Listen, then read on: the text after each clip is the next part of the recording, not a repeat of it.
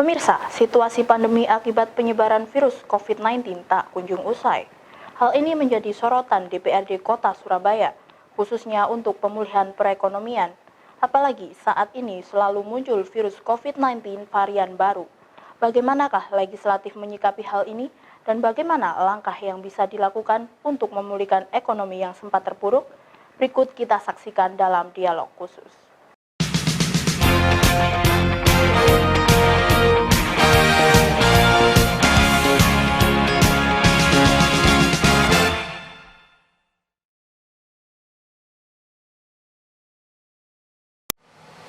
Pemirsa Surabaya TV dimanapun Anda berada saat ini, sedang bersama kita pada saat ini dalam acara dialog khusus untuk episode siang hari ini. Bersama dengan kita Bapak Budi Laksono. Beliau adalah Sekretaris Komisi A yang juga Wakil Ketua DPC PDI Perjuangan Kota Surabaya. Pada kesempatan ini kita akan membahas tentang program-program fungsi legislatif terkait dengan pengawasan, di mana pada saat ini sudah bersama dengan kita Bapak Haji Budi Laksono. Marilah kita bersama-sama dengarkan pemaparan dari beliau. Selamat siang Pak Budi. Ya, sehat Pak ya? Alhamdulillah. Pak Budi, kita dalam beberapa waktu ke depan ini kita akan berbicara tentang fungsi legislatif, utamanya tentang pengawasan terhadap jalannya pemerintahan di Kota Surabaya ini, dikaitkan dengan tugas, pokok, dan fungsi dari Komisi A. Pak Budi, bagaimana fungsi pengawasan pemerintahan oleh DPRD Surabaya terutama di era pandemi saat ini, baik itu terkait dengan pelayanan APBD maupun pelayanan masyarakat? Bagaimana tanggapan Pak Budi? Terima kasih Pak Nanang. Jadi kita sebagai anggota Dewan dan tentunya juga kita itu juga bagian dari masyarakat ya di wilayah. Kalau kita ngomong COVID ya, itu jelas bahwa kita banyak juga berdasarkan yang murni di lapangan, jadi pengaduan masyarakat. Jadi anggaran pemerintah ini tentunya dalam pengawasan baik penyediaan kayak sarana istilahnya karantina itu juga penunjang ya hotel ya yang kemarin itu juga mungkin berupa bantuan atau peralatan ya yang dibutuhkan ya. Jadi kita tentunya sampai pengawasan di sana juga, tentunya kita juga melihat pelayanan di rumah sakit ya, yang sampai kemarin itu juga warga masyarakat sangat ini ya, untuk kamar ini juga perlu menjadi perhatian karena full ya pada waktu kemarin. Jadi untuk saat ini kan sudah mulai COVID ini sudah mulai mereda. Dan yang paling penting adalah juga mengenai bantuan ya. Bantuan ini kan macamnya banyak. Kemarin ada dampak COVID ya, CSR juga, sembako kan, itu kan juga tentunya bagian dari pengawasan. Nah ini harus benar-benar masyarakat ini bisa menerima dalam bentuk bantuan tersebut gitu. Jadi ini pengawasan kita mulai dari penanganan rumah sakit termasuk bantuan pemerintah yang diberikan kepada warga masyarakat Kota Surabaya. Ya, Pak Budi, kaitan dengan masa pandemi COVID ini bagaimana penyesuaian postur anggaran dengan program-program yang sudah digulirkan oleh pemerintahan baru di bawah pimpinan Pak Eri Cahyadi selaku wali kota terpilih. Bagaimana menyesuaikan postur anggarannya? Ya kalau ini kan masih masa ini baru dilantik ya. Jadi kalau harapan saya sih kita tidak melihat untuk pengawasan di sana, tetapi melihat cara kinerjanya yang baru ini bisa benar-benar memulihkan memulihkan atau menuntaskan ya, agar supaya COVID, nah, kita kan sudah vaksin semua ya, COVID ini segera berlalu, sehingga wali kota ini ada tugas penting tentunya Mas Erik dan Cak Armuji ini dalam hal COVID-19 ini harus segera sirna, juga pemulihan ekonomi. Ini yang paling penting. Masalah anggaran-anggaran memang saat ini sudah banyak yang tahu, masih banyak yang terkunci kan itu ya. Nah, ada SPD itu yang dari kementerian itu aturan-aturan itu. Pak Budi, kaitannya dengan hubungan kemitraan antara eksekutif dengan legislatif ya Pak. Ya. Selama ini mengingat sebelumnya kan seringkali kerap terjadi perbedaan pandangan saat Ya. implementasi di lapangan. Bahkan ada beberapa kasus terjadi beda pendapat antara anggota DPR dengan petugas Satpol PP di lapangan, mungkin terkait dengan penataan PKL dan sebagainya. Bagaimana Pak Budi memandang perbedaan penafsiran? Ya, jadi ini adalah sebuah persepsi ya, kadang ya. Kalau dari sudut pandangnya pemerintah kota itu seperti ini, dan dari kawan-kawan DPRD itu juga punya sudut pandang. Jadi kan kalau kita ngomong ya masalah baik apa yang menjadi tugas pemenang dari penegak perda, juga dari masyarakat sendiri yang kadang bandel ya. Kalau yang sampaikan nanti masalah PKL atau yang lain.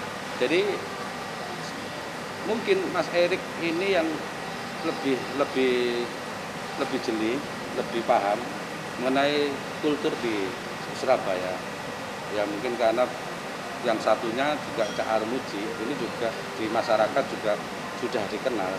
Nah, kami sih berharap gitu ya, sinergitas ini bisa terbangun nanti antara kepentingan rakyat atau warga kota Surabaya dan juga apa yang menjadi keinginan pemerintah kota Surabaya ini benar-benar sinkron dan tidak ada istilahnya gesek-gesekan. Harapan kami seperti itu. Kita sudah baik, Mas Erik dulu itu dari Bapakku yang juga sering hadir ya di Dewan, dan memang sudah banyak kenal gitu loh dengan kawan-kawan di DPRD. Insya Allah dengan koordinasi ini dengan kepemimpinan harmonisasi ya Pak. Iya, dalam insya Allah. pelaksanaan di lapangan. Ya, insya Allah nanti ini akan bisa lebih baik. Saya yakin itu yang pemerintahan Erik. Ya Pak. Perbedaan pandangan ini juga kemarin terlihat saat penanganan objek cagar budaya penjara Koblen, Ya. di mana di sana ditemukan adanya pedagang pasar buah Pak. Padahal Ya. di sana ini kan juga termasuk kategori cagar budaya. Bagaimana tanggapan Pak? Ya, dilihat dari sudut pandang mana juga, ya tentunya kita ya. Di dalam berusaha, apapun mereka lakukan dengan berbagai kepentingan pemulihan ekonomi. Ya. Tapi di sisi lain, itu lokasi tentunya juga harus bisa dipilah. Kalaupun memang ini adalah sebuah cagar budaya, tentunya ada kajian-kajian lah yang dilakukan. Banyak tempat-tempat cagar budaya yang bahkan kawasan cagar budaya pun izinnya sangat mudah gitu ya. Peruntukannya juga sangat kadang tidak masuk akal juga kadang dalam, seperti contoh dimulai kita di tengah kota ya, itu yang dulu sangat-sangat bisa estetikanya kota bisa lebih baik gitu. Itu sekarang sudah ada pom bensin. Itu kan banyak juga dilematis ya tanggapan dari masyarakat. Kalau tempat-tempat yang itu kawasan cagar budaya, ada memang situs cagar budaya, tentunya ini bisa, yang penting tidak merubah. Di sisi lain kita ini juga berharap namanya PAD ya, dan membangkitkan gairah ekonomi masyarakat untuk perekonomian, untuk supaya bisa giat ya dalam usaha. Di sisi lain yang namanya cagar budaya ini benar-benar harus juga kita lindungi gitu loh. Jadi tidak merusak apa yang menjadi aturan-aturan dari cagar budaya. Kalau memang pembentukannya sudah, perizinannya sudah tidak ada masalah, ada kajian-kajian dan warga masyarakat itu tidak protes, nah, saya rasakan ya kita bisa melihat dari sudut pandang mana, gitu loh. Yang penting tidak merusak apa yang menjadi ini cagar budaya yang memang itu dalam catatan itu adalah cagar budaya. Dan kalaupun kita ngomong pariwisata lah, ini kan juga harus dipilah-pilah. Namanya cagar budaya hubungannya juga sama pariwisata. Nah, pariwisata yang mana? Berarti apakah ini agro atau dibuat supaya warga masyarakat ini peminatnya ada, jualannya ya bukan yang kotor atau apa istilahnya seperti pasar-pasar yang lain. Di situs-situs cagar budaya ya tentunya pemanfaatannya ya untuk pariwisata atau yang lain. Sesuai dengan aturan yang mengatur itu. Ya, saya kembalikan itu kan ranahnya sebenarnya ranahnya Komisi B ya. Jadi kami tetap dimintai pendapat ini secara pribadi saya. Ya. Itu Pak. Ya. Pak Budi, untuk masa pandemi ini kegiatan rapat dan pelayanan masyarakat yang lain ini kan menggunakan metode daring dan online. Ya. Selama ini ternyata banyak keluhan dari masyarakat, baik itu kaitan dengan metode rapat daring maupun pelayanan sistem online, ya. karena banyak masyarakat yang belum mampu menjangkau ke sana, Pak. Kaitannya dengan juga peralatan yang harus disediakan, ya. Kaitannya dengan metode itu. Bagaimana tanggapan Pak Budi? Ya, sebenarnya masyarakat ya, ini juga dilihat dari sudut pandang mana juga ya. Karena taraf ekonomi kemampuan juga masyarakat ini kalau harus kalau sekolah ya harus menyiapkan HP kondisinya. Kami juga kadang itu dimintai bantuan sama warga masyarakat, bahkan pulsa pun ya. Kalau kita ngomong daring dengan sistem rapat menggunakan Zoom meeting ya, sebenarnya ini adalah kita zaman ini sudah berubah.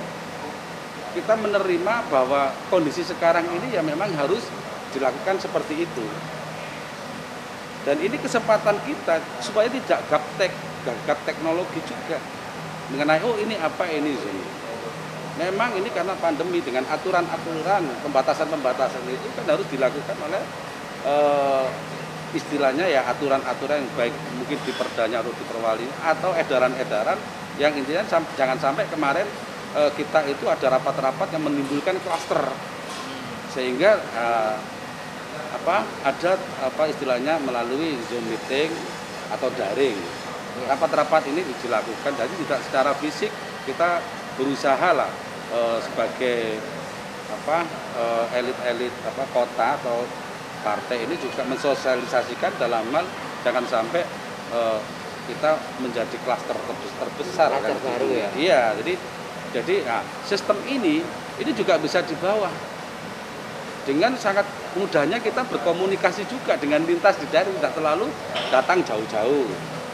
Tapi dengan tidak diwajibkanlah kepada warga masyarakat yang harus memang beli HP aja belum mampu kan ya. Nah ini harus bisa disadari oleh pemerintah kota sendiri atau kita lah sebagai anggota dewan. Mestinya kalau ini sebuah kepentingan atau kebutuhan, ini ada fasilitas bagi warga yang tidak mampu seperti dengan sistem-sistem pendidikannya. Kalau kita memang sudah biasa, gitu loh. Dengan kecanggihan teknologi ini kita benar-benar harus bisa memanfaatkan itu. Ini versi kami ya Bapak, penanganannya jadi seperti itu. Pak Budi, ini kaitan dengan isu yang menarik selama ini ya Pak ya. Soal surat hijau Pak. Selama ini kan setiap kali terjadi proses pilkada. Ya, pilwali ataupun lah gitu ya. Surat hijau selalu menjadi komoditi goreng-menggoreng yang selalu dihidangkan pada masyarakat Pak. Nah, kaitan dengan hal tersebut, apakah di bawah pemerintahan baru wali kota terpilih Pak Eri Cahyadi ini ada satu langkah konkret untuk penyelesaian ke sana? Iya, jadi memang warga masyarakat kota Surabaya itu berharap ya status yang jelas ya. Kita sudah kena namanya pembayaran pajak bumi bangunan ya, ada retribusi. Kalau di dalam kontestasi politik ada pilek, ada pilwali, pilkada. Ini sebuah komoditi seksi dalam hal pertarungan. Klasik gitu. Klasik itu kalau diangkat. Nah, tapi warga masyarakat ini juga harus sebenarnya paham juga apa yang ada di kota Surabaya. Kita berusaha untuk gimana retribusi surat hijau ini nanti yang harus dihapus. Harus dihapus atau melalui pansus atau tentunya ya kita butuh konsultasi lah. Upaya-upaya apa yang diperjuangkan oleh kawan-kawan komunitas surat hijau, bahkan saya sendiri tinggal di surat hijau, selalu menyuarakan. Jadi goodwill dari pemerintah kota menuju arah penyelesaian ke sana itu sudah ada ya Pak? Iya, semua kemarin kalau nggak salah ada janji-janji politis juga ya mengenai surat hijau ya dari kedua paslon lah misalkan. Tapi ini kan terus berjalan. Kemungkinan juga nanti ada pilwali ke depan atau pilkada ke depan lah muncul lagi. Tapi kami sebagai dewan dari PDI Perjuangan itu berusaha untuk supaya retribusi ini gimana caranya itu tidak membebankan warga kota Surabaya. Ini harapan kami cuma seperti itu. Karena apapun status ini harus jelas kalau kita ingin mendapatkan hibah atau bantuan-bantuan dari pemerintah kota. Iya. Menarik ini Pak Budi soal PDI Perjuangan. Jadi baru-baru ini Ketua Umum DPP PDI Perjuangan Ibu Megawati Soekarno Putri saat hari ulang tahun PDI Perjuangan kemarin itu kan mencanangkan program lingkungan hidup Pak. Dengan mengambil tema sungai sebagai jalan peradaban. Seberapa penting tema tersebut Pak? Dan terus bagaimana implementasi oleh kader-kader partai yang ada di bawah, utamanya oleh kader yang duduk di eksekutif dan legislatif. Mohon dijelaskan. Saya ini kalau saya mencermati ini adalah kampanye hijau. Gimana rasa kecintaan kita kepada yang namanya wilayah, atau kalau kita ngomong kemarin DPP ini adalah membumikan yang namanya di daerah-daerah ini menjadi hijau.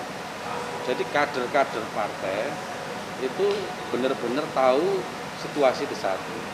Bukan yang namanya pohon aja.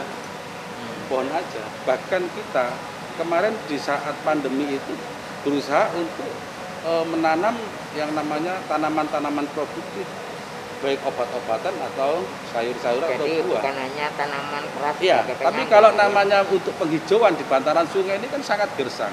Supaya benar-benar ini disadari warga lah bahwa kepedulian ini, cinta lingkungan ini yang paling utama, kesadaran itu loh. Kalau tidak ditonjolkan oleh tokoh-tokoh elit politik, nah ini kita akan mengikuti gitu loh jejak dari apa yang disampaikan Ketua Umum. Bahkan saya sendiri hadir di beberapa lokasi. Kalau di Surabaya kemarin saya di daerah Benowo itu juga. Surabaya Barat ya? Ya, Surabaya Barat juga di Mangrove itu. Terus kalau di Jakarta kemarin itu saya juga hadir di Ciliwung ya. Itu kita menanam di sana. Harapannya ya tentunya yang untuk penghijauan kalau kita di wilayah tersebut.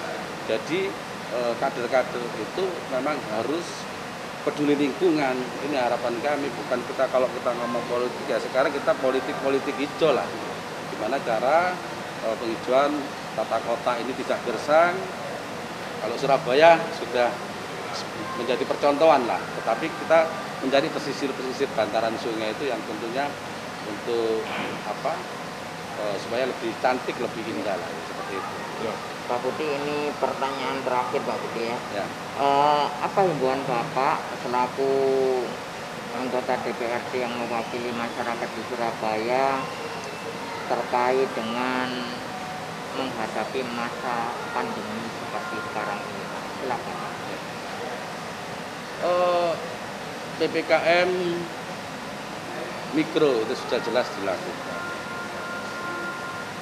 Harapan kami pemerintah kota atau wali kota, wakil wali kota yang baru, kita bersama-sama ya. Pandemi, kita ngomong pandemi, ya kita tetap harus optimis, ini harus selesai. Warga masyarakat juga harus tunduk aturan mulai kemarin sampai muncul denda, sampai seperti itu adalah bentuk ya antara mungkin warga masyarakat ini yang bandel atau juga mungkin dari dinas yang mungkin terlalu keras atau menerapkan sehingga banyak sekali pengaduan-pengaduan yang kita tetap harus mensinkronkan ini bahwa ayo kita sama-sama pandemi ini tugas kita bersama untuk segera. Dan pemulihan ekonomi ini yang paling penting sekarang. Sebentar lagi kita bulan puasa. Bayangkan kita libur lagi. Kami harapkan bahwa banyak juga dari kawan-kawan saudara-saudara saya yang walaupun itu taraf pegawai di tempat-tempat hiburan, tempat-tempat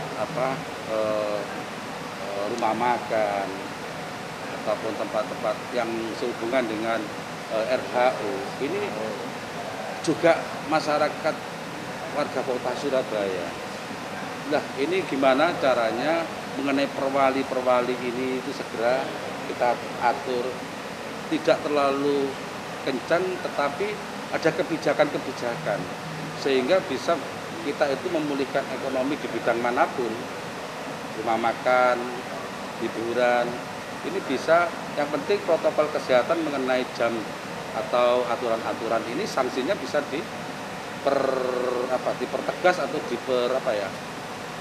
diperkuat dalam hal mengenai sanksi sehingga mereka yang bekerja ini benar-benar bekerja untuk kebutuhan ini, mereka yang kemarin ini libur atau tutup bisa bekerja kembali sampai dengan menjelang bulan puasa kita libur. Ini yang tugas kita tentunya dalam hal yang sekarang ini saya yakin dan saya yakinnya kita semua pemerintah kota, DPRD dan jajaran baik lingkup komunitas apapun ini bersama-sama harapannya Surabaya ini segera mulai menyusut ya orang yang COVID sehingga pemulihan ekonomi ini bisa berjalan dan harapan kami semua akan kembali ke new normal. Ini harapan kita semua lah. Ya. Jadi pemirsa Surabaya TV yang sampai saat ini tetap setia bersama kami di dalam dialog khusus bersama dengan Pak Budi Laksono, Sekretaris Komisi A DPRD Kota Surabaya. Itulah yang disampaikan oleh Pak Budi. Berikut harapan-harapannya untuk kita semua, terutama di era new normal ini, kita harus tetap mengikuti protokol kesehatan yang sudah disampaikan oleh pemerintah. Pemirsa Surabaya TV, kita akan masih ketemu lagi di sesi-sesi berikutnya. Tetaplah bersama kami di Surabaya TV, di channel 44 UHF. Salam Surabaya TV. Terima kasih. Terima kasih Pak Budi.